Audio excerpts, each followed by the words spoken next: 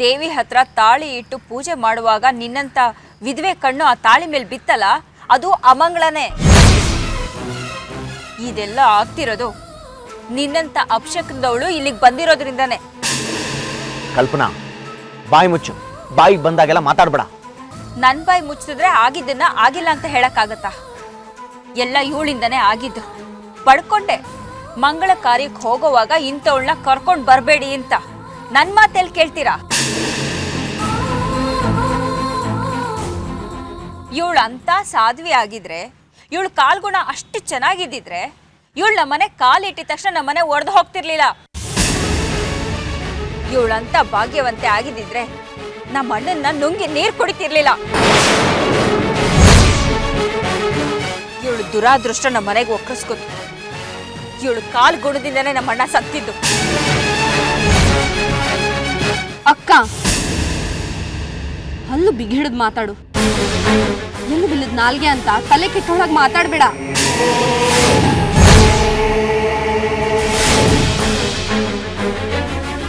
ಅತ್ತಿಗೆ ಮನೆ ಕಾಲಿಟ್ಟ ಮೇಲೆ ನಿನ್ನ ಸೊಕ್ಕಿನಿಂದ ನೀನ್ ಮನೆ ಬಿಟ್ಟು ಹೋದ್ರೆ ಅದು ಅತ್ತಿಗೆ ತಪ್ಪಲ್ಲ. ಅಣ್ಣ ಆಕ್ಸಿಡೆಂಟ್ ಅಲ್ಲಿ ತೀರ್ ಹೋದ್ರೆ ಅದು ಅತ್ತಿಗೆ ತಪ್ಪಲ್ಲ, ಅಣ್ಣನ ಹಣೆ ಬರಹ. ಶ್ವೇತಾ, ನೀನ್ ಯಾರ ಜೊತೆ ಮಾತಾಡ್ತಿದ್ಯಾ ಅನ್ನೋ ಪ್ರಜ್ಞೆ ಇದೆಯಾ ನಿನ್ಗೆ? ಅದಿರೋದಕ್ಕೇ ಮರ್ಯಾದೆ ಕೊಟ್ಟು ಮಾತಾಡ್ತಿದ್ದೀನಿ. ಒಣಗಿದ ಮರ ನೆರಳಲ್ಲ, ನಾರ್ ನೀ ತರ ಅಲ್ಲ ಅಂತ ಹೇಳ್ತಾರಲ್ಲ, ಅದನ್ನ ನಿನ್ನ ನೋಡಿನೇ ಹೇಳಿರ್ಬೇಕು. ಶ್ವೇತಾ, ಜಾಸ್ತಿ ಮಾತಾಡ್ತಾ ಇದ್ಯಾ. ಒಳ ಹುಟ್ಟದೊಳಗಿಂತ ನಿನಗೆ ಹೊರಗ್ನೋಳೆ ಜಾಸ್ತಿ ಆಗೋದ್ಲೇನೆ. ಒಡ ಹುಟ್ಟಿದವಳು ನಾಲ್ಗೆನ ನೆಟ್ಟಿಗೆ ಇಟ್ಕೊಂಡಿದ್ರೆ ಕಾಲ್ ತೊಳೆದು ಪೂಜೆ ಮಾಡಿರ್ತಿದ್ದೆ. ಆದ್ರೆ ನೀನ್ ಅಷ್ಟು ಮರ್ಯಾದೆ ಉಳಿಸ್ಕೊಂಡಿಲ್ಲ ತಾಯಿ. ಶ್ವೇತಾ, ಈಗ ನೀನ್ ಬಾಯಿ ಮುಚ್ಕೊಂಡಿರ್ತೀಯೋ ಇಲ್ವೋ? ಕಲ್ಪನಾ ಅಕ್ಕನ ಬಗ್ಗೆ ಇನ್ನು ಒಂದು ಮಾತಾಡಿದ್ರು ಕಪಾಳಕ್ ಬಾರಿಸ್ತೀನಿ. ಮೊದಲು ನಿಮ್ಮ ಅಕ್ಕನ್ಗೆ ನನ್ನ ಅತ್ತಿಗೆ ಬಗ್ಗೆ ಮಾತಾಡ್ಬೇಡ ಅಂತ ಹೇಳು. ಶ್ವೇತಾ, ಸುಮ್ಮನೆ ಇರು, ಮಾತಾಡ್ಬೇಡ. ಅವಳು ತನ್ನ ತಪ್ಪನ್ನೆಲ್ಲ ನಿನ್ನ ತಲೆ ಮೇಲೆ ಹಾಕಿದ್ರೆ ನೋಡ್ಕೊಂಡು ನಾನು ಸುಮ್ಮನಿರಲ್ಲ. ಅದಕ್ಕೆ ನೋಡಿದ್ಯೇನೆ, ಕೇಳಿಸ್ಕೊಂಡ್ಯಾ? ಒಡ ಹುಟ್ಟಿದ ತಂಗಿನೇ ನನ್ನ ವಿರುದ್ಧ ಮಾತಾಡೋ ಹಾಗೆ ಮಾಡಿದೆ. ನನ್ನ ಅಣ್ಣನ್ನೇ ನನ್ನಿಂದ ದೂರ ಮಾಡಿದೆ. ಇನ್ನೂ ಏನೇನು ಮಾಡಬೇಕು ಅನ್ಕೊಂಡಿದ್ಯಾ? ನನ್ನ ಜೀವನದಿಂದ ಇನ್ನೂ ಯಾರ್ಯಾರನ್ನ ದೂರ ಮಾಡಬೇಕು ಅನ್ಕೊಂಡಿದ್ಯಾ? ನಿನ್ ಕೈ ಮುಗಿತೀನಿ ಕಲ್ಪನಾ. ದಯವಿಟ್ಟು ದಯವಿಟ್ಟು ಸುಮ್ಮನೆ ಇರು, ಮಾತಾಡಬೇಡ. ಯಾಕೆ ಯಾಕೆ ಮಾತಾಡಬಾರ್ದು? ಹಣ, ಆಸ್ತಿ, ಸಂಬಂಧಗಳನ್ನ ಕಳ್ಕೊತಿರೋಳು ನಾನು ಯಾಕೆ ಮಾತಾಡಬಾರ್ದು? ನನ್ನಿಂದ ಎಲ್ಲ ಪಡ್ಕೊತಿರೋಳು ನೀನು. ಅದನ್ನೆಲ್ಲ ನೋಡ್ಕೊಂಡು ನಾನು ಸುಮ್ಮನಿರ್ಬೇಕಾ? ಕಲ್ಪನಾ, ಹಳೆಗಿನೆಲ್ಲ ಕೆದಕ್ಬೇಡ, ಸುಮ್ಮನಿದ್ಬಿಡು. ಹಳೆ ನೋವುಗಳೇ ಇನ್ನೂ ಮರ್ತು ಹೋಗಿಲ್ಲಮ್ಮ. ಅಂಥದ್ರಲ್ಲಿ ಮೇಲಿಂದ ಮೇಲೆ ಹೊಸ ನೋವುಗಳನ್ನ ಕೊಡ್ತಾ ಇದ್ರೆ ಯಾರಮ್ಮ ಸಹಿಸ್ಕೊಳ್ತಾರೆ? ಕಲ್ಪನಾ ಅಕ್ಕ ಕ್ಲಿಯರ್ ಆಗಿ ಹೇಳಿದ್ಲು ತಾನೆ, ಇಂಥ ಟೈಮಲ್ಲಿ ಇವ್ರನ್ನ ಕರ್ಕೊಂಡು ಹೋಗೋದು ಬೇಡ ಅಂತ. ಮುತ್ತೈದೆ ಕೈಯಲ್ಲಿ 3 ಹಿಡಿ ಅಕ್ಕಿ ತಗೊಂಡ್ರು ಮನೆ ಮಂದಿ ಎಲ್ಲ ತಿಂದು ಸುಖವಾಗಿರ್ಬಹುದು.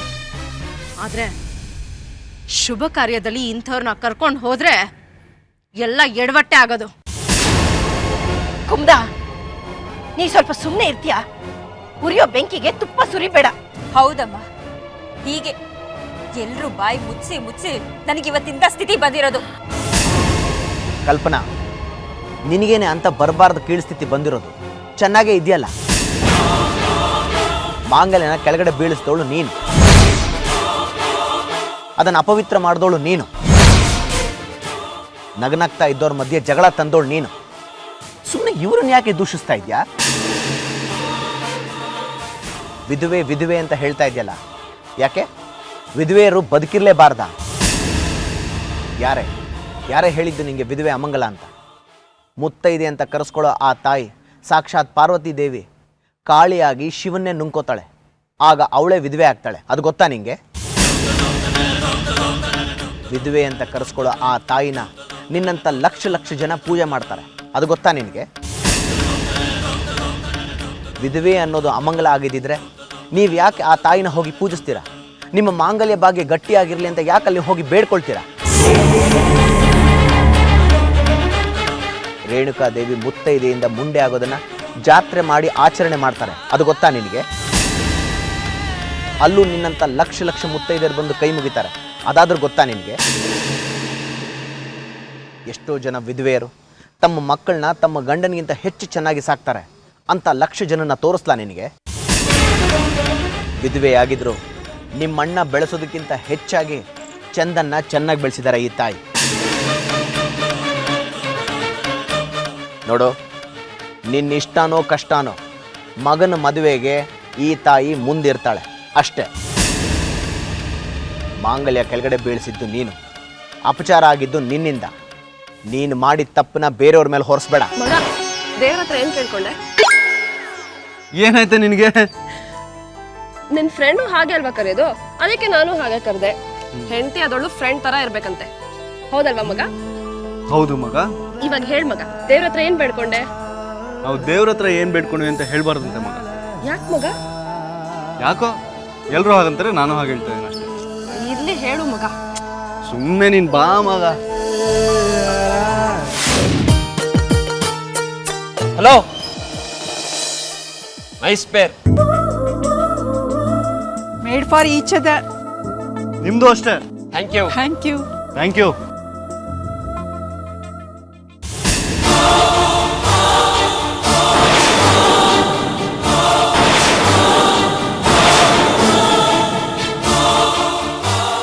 ರೀ, ಅಲ್ಲಿ ನೋಡ್ರಿ, ದೇವ್ರ ಮುಂದೆ ಹಚ್ಚಿರೋ ದೀಪ ಆರೋಗಿದೆ.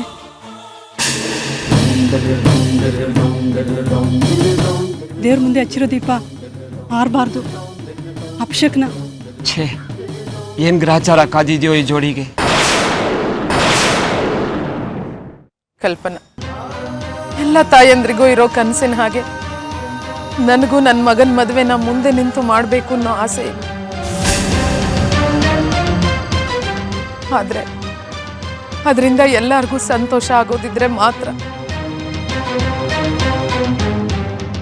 ಆದ್ರೆ ಈ ತರ ಜಗಳ ಆಗೋದಾದ್ರೆ, ನಾನು ಅಪಶಕನ ಅಂತ ನಿನ್ನ ಮನಸ್ಸಲ್ಲಿ ಅಷ್ಟು ಆಳವಾಗಿ ಬೇರೂರಿದ್ರೆ, ಇಲ್ಲ ಕಲ್ಪನಾ, ನಾನು ಮುಂದೆ ಬರೋದಿಲ್ಲ. ನಿನ್ನ ಮನಸ್ಸಿಗೆ ಕಿರಿಕಿರಿ ಆಗುವಂಥದ್ದು ಏನನ್ನು ನಾನು ಮಾಡಲ್ಲ. ನಿನಗೆ ಬೇಸರ ಆಗಿದ್ರೆ ನಾನು ಕ್ಷಮೆ ಕೇಳ್ತೀನಿ. ಅತ್ತಿಗೆ, ಎಲ್ಲ ಕಡೆ ಒಳ್ಳೆಯವ್ರಾಗಕ್ ಹೋಗ್ಬೇಡಿ. ಬಗ್ಗದಷ್ಟು ಬೆನ್ ಮೇಲೆ ಗುದ್ದುತ್ತಾರೆ.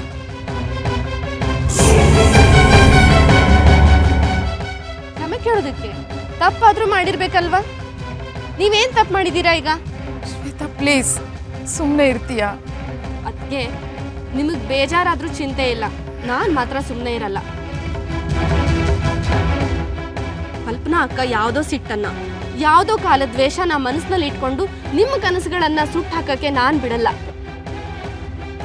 ಕಲ್ಪನಾ, ಇವಳು ನಿನ್ನ ತಂಗಿನೇ ತಾನೆ, ಇವಳಿಗೂ ಇವ್ರ ಅತ್ತಿಗೆ ತಾನೆ. ಯಾಕೆ ನಿಮ್ಮಲ್ಲೇ ಇಂಥ ಭೇದ? ಇನ್ನು ಎಷ್ಟು ವರ್ಷ ಬೆಳೆಸ್ಕೊಂಡು ಹೋಗ್ತೀಯ ಈ ದ್ವೇಷನ? ನನ್ನ ಕೊನೆ ಉಸಿರಿರೋವರೆಗೂ.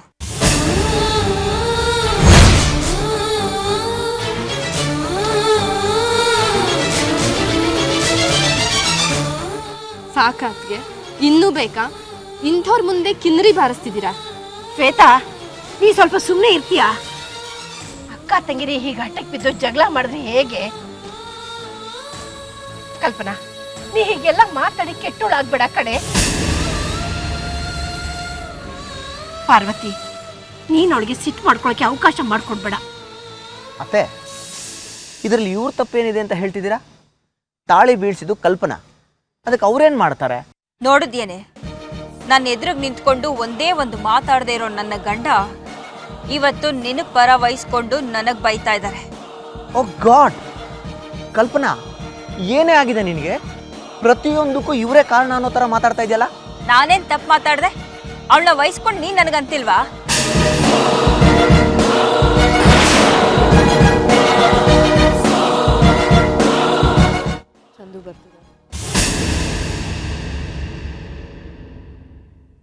ಸರಿ, ಎಲ್ಲ ನಂದೇ ತಪ್ಪು. ಈಗ ಈ ವಿಷಯನ ಇಲ್ಲೇ ಬಿಟ್ಬಿಡಿ. ಗೊಂಬೆ, ಪುರೋಹಿತರು ಹೇಳ್ದಾಗೆಲ್ಲ ಮಾಡಿದೆ ತಾನೆ? ಓ, ಪುರೋಹಿತರು ಹೇಳ್ದಾಗೆಲ್ಲ ಮಾಡಿದ್ವಿ, ದೇವ್ರ ಕೈ ಮುಗಿದ್ವಿ, ಆಮೇಲೆ ಒಂದೇ ಕಡ್ಡಿಲಿ ದೀಪ ಹಚ್ಚಿದ್ವಿ 3 ಸುತ್ತು ಸುತ್ತಿದ್ವಿ. ಆಮೇಲೆ ದೇವ್ರೆ ಆದಷ್ಟು ಬೇಗ ನಮ್ಮ ಮದ್ವೆ ಮುಗಿಸಿ ಸ್ವಿಟ್ಜರ್ಲ್ಯಾಂಡ್ಗೆ ಅಂತ ಬೇಡ್ಕೊಂಡ್ವಿ ಅಲ್ವಾ ಮಗ?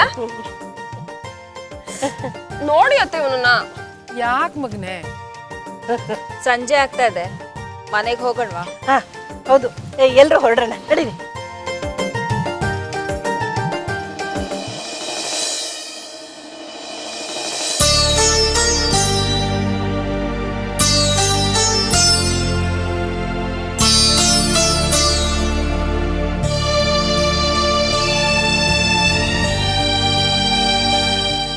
ಅದಕ್ಕೆ ಮುದ್ದಿದ ತಕ್ಷಣ ಫೋನ್ ಮಾಡ್ಬೇಕು ಅಂತ ಅಮ್ಮ ಹೇಳಿರ್ಲಿಲ್ವೇನೆ? ಯಾಕೆ ಫೋನ್ ಮಾಡ್ಲಿಲ್ಲ? ಅಕ್ಕ ಹೊರಗೆ ಹೋಗ್ಬೇಕಾದ್ರೆ ಫೋನ್ ಮರ್ತು ಹೊಟ್ಟೋಗಿದ್ದೆ. ಮನೆಗೆ ಬಂದಾಗ ತುಂಬ ಸುಸ್ತಾಗಿ ಹೋಗಿತ್ತು. ನೀವು ಇನ್ನೇನು ಬರ್ತೀರಾ ಅಂತ ನಾನು ಫೋನ್ ಮಾಡಲಿಲ್ಲ. ಏನಾದರೂ ಒಂದು ರೆಡಿಮೇಡ್ ಆನ್ಸರ್ ನಿನ್ನ ಹತ್ರ ಇರತ್ತೆ ಅಲ್ಲ?